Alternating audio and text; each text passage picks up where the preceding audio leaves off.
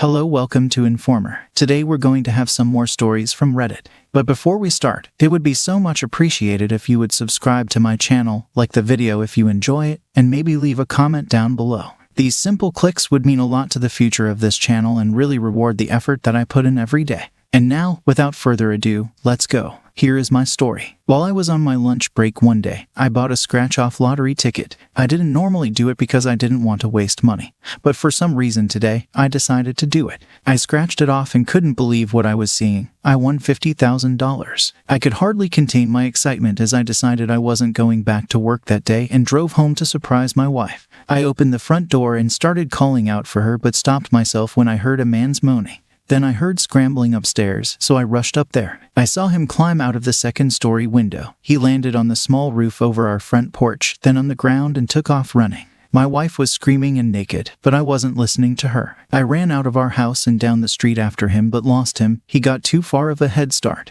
I returned home to my hysterical wife. I told her I won $50,000 and that it was going to help me pay for our divorce. She was confused, upset, and angry. She begged me to reconsider the divorce, told me they only did it this one time, and that she needed some of the money for schooling. That last one got me. It was a selfish thing to say. I told her I didn't believe a word she said and that I didn't care about her schooling. I added that my feelings for her would never be the same. Now it was like love mixed with hate, and that wasn't going to be my life. She couldn't believe this was happening and started pulling out her hair and screaming. I tried to get her to calm down and said it wouldn't help fix her mistake. Then I asked for her phone. She stopped acting so crazy and looked me straight in the eyes to ask why. I told her it was to check and make sure this only happened one time. She didn't know what to do. She obviously didn't want to give me her phone. I told her she would either give me her phone or I would leave, and she'd never see me again. She threw it at me and said if I didn't trust her, then I could check. She probably hoped I wouldn't look long enough to find the bad stuff. Her hopes were in vain. I found her hidden texting app and the messages between her and her AP.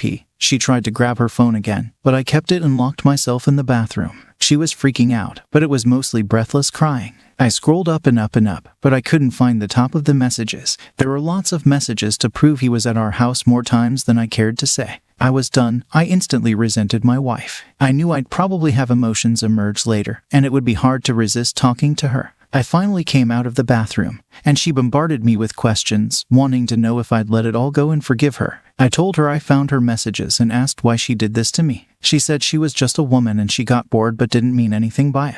She loved me, but she was excited to do something fun. We were only married for 3 years at this point, but I never thought it would end like this. I told her we were absolutely done. She didn't respect the vows she made to me, and I didn't respect her anymore. I told her to pack her bags, and she looked around the room, probably realizing she had a lot to pack, and she wasn't going to see this room anymore. She sat on the bed looking overwhelmed and nauseous before she really started sobbing. This was difficult, I can't lie. I had way more pleasant memories about her than bad, but I just let my anger rule me to get me through this. Not out of control, but it was definitely making the hard decisions. I went downstairs and made a bed on the couch, and I was going to sleep down here until she was ordered to move into court. I said if she didn't leave me alone completely, I would tell her sister what she'd done. Her sister was an extremely respectable woman, and my wife lived up to her expectations as best she could, or so I thought. She covered her mouth, eyes watering, and walked away. She closed herself in the spare room. I filed for divorce the next day. I gave my father the secret of what I was dealing with. He was with me emotionally.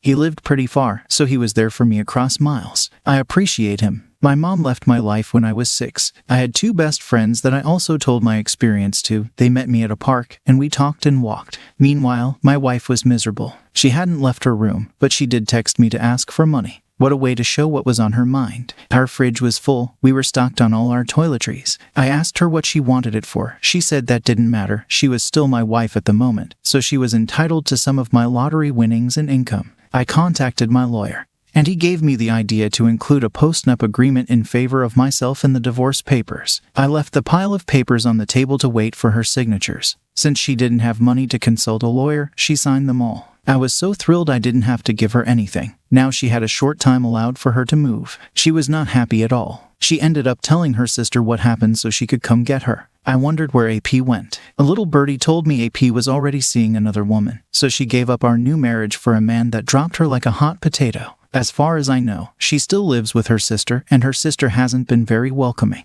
She doesn't have a very large place to live and was expecting to have to divide her living space. I've since started dabbling. and it's pretty fun, even though I was used to a steady relationship. I hope you all found my story inspiring in one way or another. Don't cheat on your spouse. Now, let's get into today's second story. My wife, 30, and I'm 34, were married for 5 years, and she worked at a place where one of the groomsmen from our wedding worked. He was still good friends with me, and he was pretty surprised when one of his new co-workers showed him a picture of his girlfriend. This dude's girlfriend of 1 year was my wife. So, my friend told another one of our mutual friends when he found out, and he added this guy on Facebook so he could show me the pictures of him and my wife. They asked me to meet them at a bar to hang out.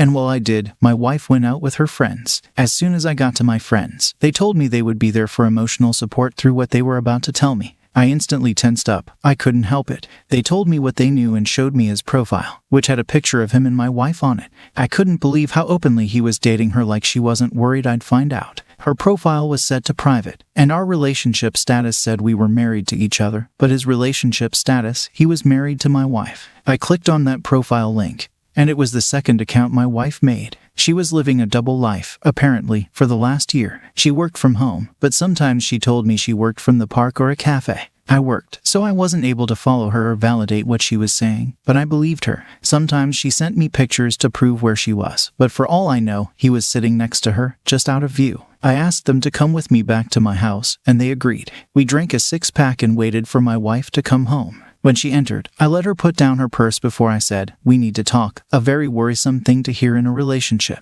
She looked terrified, like a scared rabbit. I asked her to sit down, and she said she couldn't. I pulled up the guy's profile on Facebook and showed it to her. She immediately turned red and started crying. She was trying hard not to, but her body was falling apart. She said she was so sorry and didn't know why she did this or kept it going for so long. She said she became friends with him through a gaming app on her phone. She didn't think anything of it, just enjoyed messaging him sometimes. But then he wanted to meet up, they did, and she liked him a lot. She started looking forward to his messages and made arrangements to meet up again and again to talk and hang out until they had intimate relations for the first time. When he asked her out, she couldn't say no. She'd fallen in love. I told her the problem was she started talking to a man behind my back. She didn't tell me about him at all. Otherwise, I would have been able to keep an eye on it. I told her if she never intended for it to escalate, she should have told me about him right away and never agreed to meet him in person. That was her poor decision, as it was to sleep with him, and now she was going to go through a divorce. My friends nodded slightly, making eye contact with me. I swear it gave me strength. They helped me discover the truth. I genuinely love them at this point for being my real friends. My wife broke down, sitting on the couch and pleading with me to reconsider. I told her she should have reconsidered this affair at any point before now, and she didn't.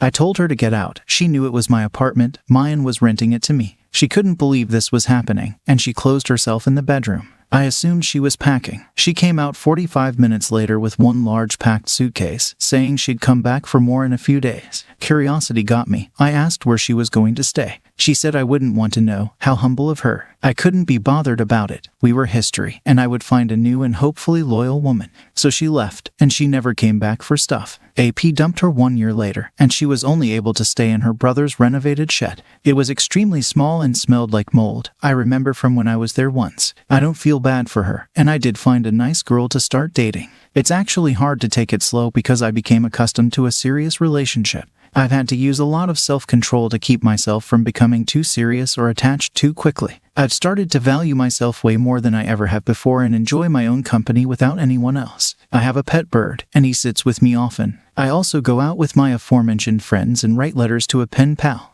I started growing plants as well. I guess I'm a botanist now. Thank you. That's the story. If you liked it, please support us with a like as well as subscribe to our channel. Write in the comments what you think about the story. Thank you for being here with us.